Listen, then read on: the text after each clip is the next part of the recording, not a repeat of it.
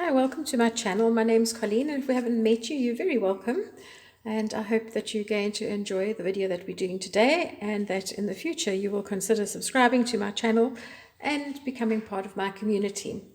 Often we have in our stash some napkins or serviettes, and sometimes if they've been around for a while, they look a little bit raggedy. So I'd like to show you one idea of how to actually do something creative with this and make a nice little card.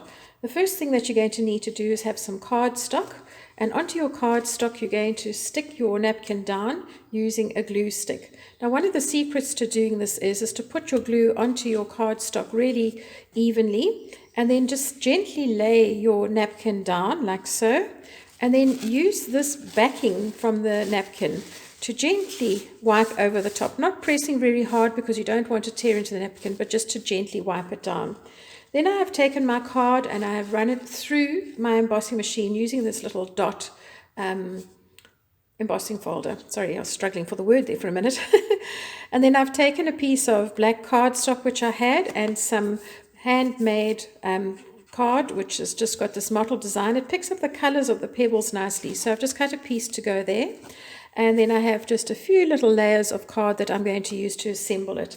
I'm going to be using my best favorite thing, my double-sided tape, and you need to make sure that your edges are rubbed down really nicely, and then you just peel the backing away to be able to adhere that to the next layer.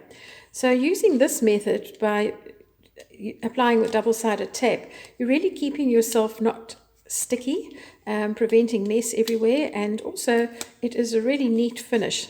So I find it's incredibly useful. It comes off very easily. I just use a little craft blade to flick the edges up, but if you've got nice long nails or some other method, good for you. And so now I'm going to position that on my first, what we would call a mat. Sorry, that one didn't go down nicely. Let's readjust that, like so. And then I have prepped this one as well, so I've got more double-sided tape, which I'm just going to peel up.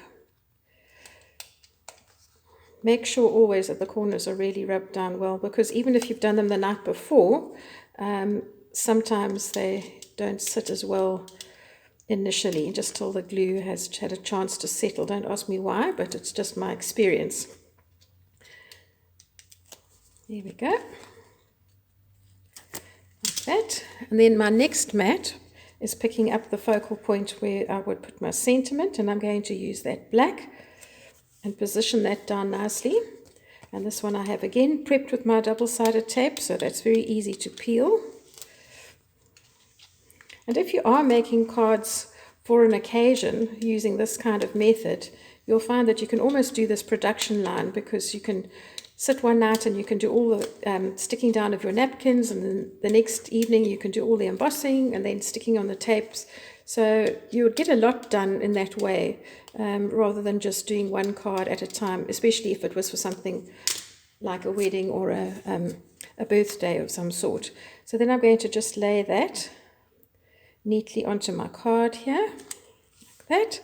And then I have two rather strange things that I'm going to add to this. I have these two discs, and these I've actually just taken my circle punch, and when I've been sorting out my photographs and putting them into albums, or if I have scraps of card, I just cut a whole lot of these shapes. They're useful for all sorts of things, for tags and ties. And I'm going to put onto the back of this now some double-sided tape. And just because they're circles and because they sort of tie up with a pebble shape, I felt that those would be rather fun to add as something different. So I've now stuck those onto my circles, and I'm just going to flick these up. See? And then I'm just going to position that. I think I'm going to do it off the card, but onto the first mat. I think that will just make it a bit more interesting. And I was fortunate I had almost the right color. And then all that remains for me to do is to put a sentiment here, and as I'm not sure what I'm going to use it for now, it could be a housewarming, it could be a male birthday, it could be all sorts of things. I'll put that little sentiment on later, but I'm sure you'll agree it's rather a nice fun little card, using up what would normally have been something I would consider throwing away, a really wrinkled old napkin, and I'm happy with that. Thank you so much for joining me. Bye.